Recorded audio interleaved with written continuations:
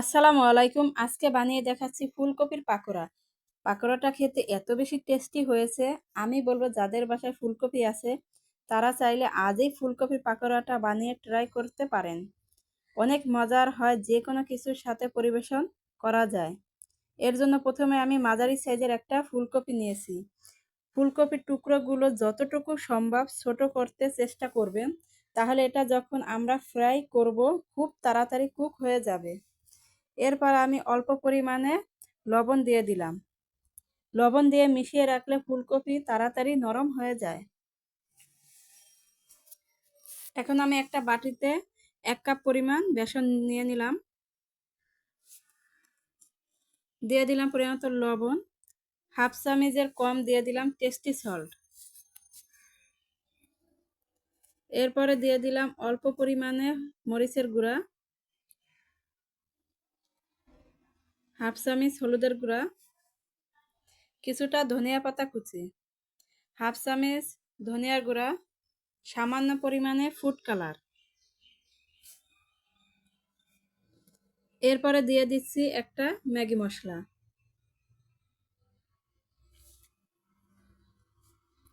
এখন দিয়ে দিলাম 2 চামচ কর্নফ্লাওয়ার। কর্নফ্লাওয়ার দিলে পাকোড়াটা মুচমুচে হয়। আমার সব উপকরণগুলো দেওয়া হয়ে গেছে। এখন আমি বেসনের সাথে ভালো করে মিশিয়ে নিচ্ছি।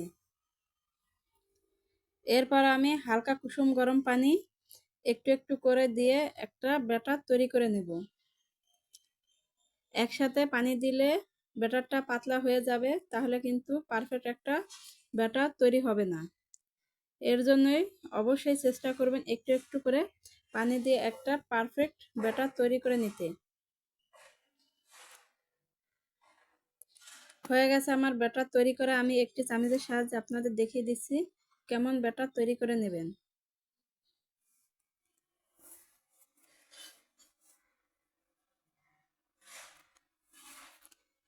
এরপরে কড়াইতে আমি দিয়ে দিলাম পর্যাপ্ত পরিমাণে তেল।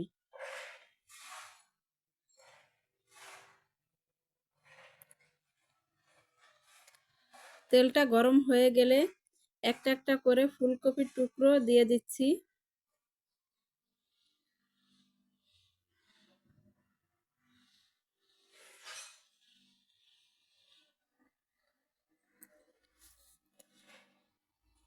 এ সময় চুলার আঁচ কমিয়ে অল্প আঁচে এগুলো ফ্রাই করে নেব।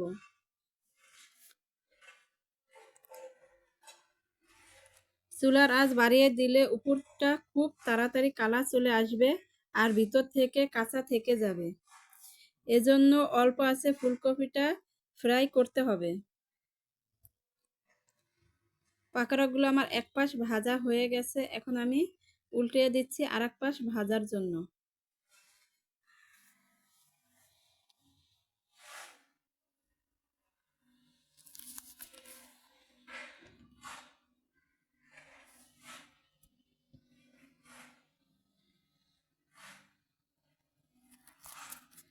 পাকোড়াগুলো আমার ফ্রাই হয়ে গেছে। এখন আমি তেল ঝরিয়ে উঠিয়ে নিচ্ছি।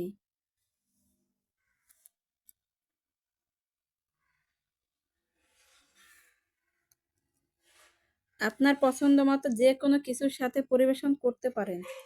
একটুখানি সসের সাথে খেতেও দারুণ লাগে। সহজ রেসিপিতে আজকের এই ফুলকপি পাকোড়াটা শেয়ার করলাম। আশা করছি সবার ভালো লেগেছে। সবাইকে ধন্যবাদ জানিয়ে এখানেই বিদায় নিচ্ছি। আল্লাহ হাফেজ।